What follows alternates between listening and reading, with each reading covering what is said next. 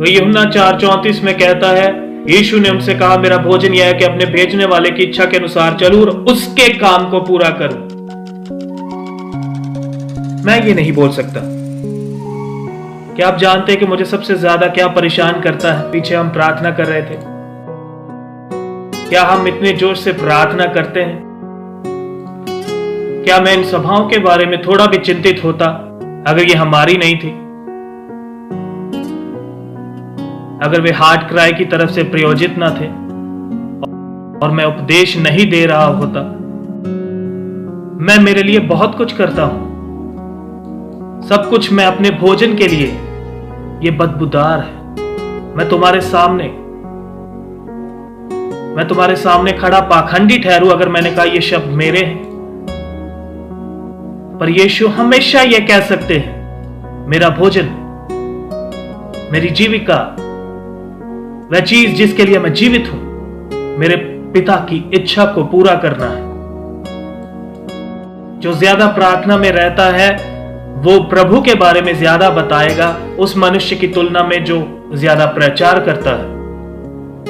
आपके पास प्रचार करने के काफी कारण हो सकते हैं, लेकिन गुप्त रूप से प्रार्थना करना यह परमेश्वर की इच्छा को पूरा करना है और प्रभु के मेज से शुद्ध भोजन को खाना है। हमारी सबसे बड़ी समस्या क्या है? हम इसे सीखते हैं, हम ये कहते हैं, लेकिन हम जो कह रहे हैं उसे सुनो, हम वास्तव में यीशु के जैसे नहीं हैं। व्यवस्था में बहुत कुछ लिखा है कि व्यवस्था के द्वारा मनुष्य का न्याय होगा और यह सत्य है, पर यह मेरे लिए छोटी बात है व्यवस्था के द्वारा मेरा न्याय होना। तराजू में एक तरफ पॉल वॉशर को रखो, दूसरी तरफ व्यवस्था को रखो, यह एक बात है। हां, मैं रह जाऊंगा, लेकिन क्या आप जानते हैं कि एक कठिन माप है? तराजू में एक तरफ पॉल वॉशर को रखें, दूसरी तरफ उस सिद्ध मनुष्य को, यीशु मसीह को रखें, ताकि उसके साथ मेरी तुलना हो। यही हमारा लक्ष्य है। यह कहा जा सकता है कि हमारी एकमात्र जरूरत है यीशु के जैसा बनना।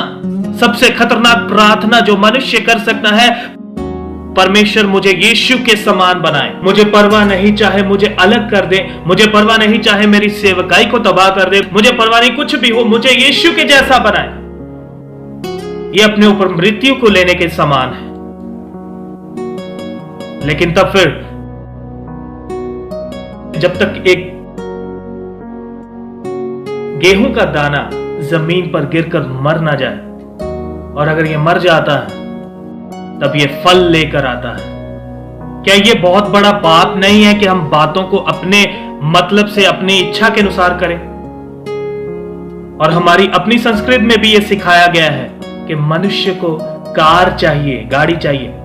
इसके लिए उसके पास पैसा नहीं है तो वो क्या करता है? बैंक में जाता है, बात को, मसले को अपनी इच्छा से अपने हाथ में लेता है, खुद फैसला करता है और लोन लेकर गुलामी में चला जाता है। उसने कहा, अगर कोई आदमी कहता है कि कार चाहिए है, मेरे पास पैसा नहीं है, पिता मुझे इस घर की जरूरत है, मेरे पास पैसे नहीं है, पिता मैं ये काम यीशु मसीह के नाम से करना चाहता हूं और इस सेवकाई में, पर हे पिता मैं कुछ भी हासिल नहीं कर सकता। मुझे दिखाए, मेरी अगुवाई करे, मेरा मार्गदर्शन करे, उसके प्रति संपूर्ण समर्पण।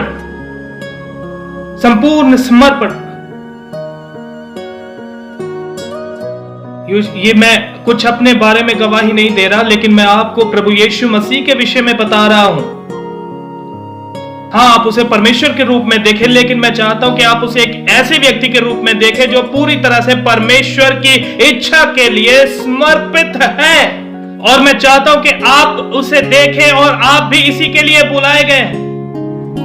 प्रार्थना एक छोटी सी बात है, जब तक यह दानव पहले मरता नहीं है। इस प्रकार से हम खुद की इच्छा को मारकर परमेश्वर प्रभु यीशु मसीह के अधीन कर सकते हैं। एक ऐसा तरीका होना चाहिए जिसमें हम इस तरह से हर सवाल का जवाब दे सके। कोई कहता है, अच्छा आप वहां पर क्यों गए थे, आपने ऐसा क्यों किया? जवाब यह होना चाहिए, क्योंकि मैं इसे परमेश्वर की इच्छा मानता था। ओहो, ये एक महान अवसर है। नहीं, मेरे पास परमेश्वर की इच्छा को पूरा करने के अलावा और कोई चारा नहीं।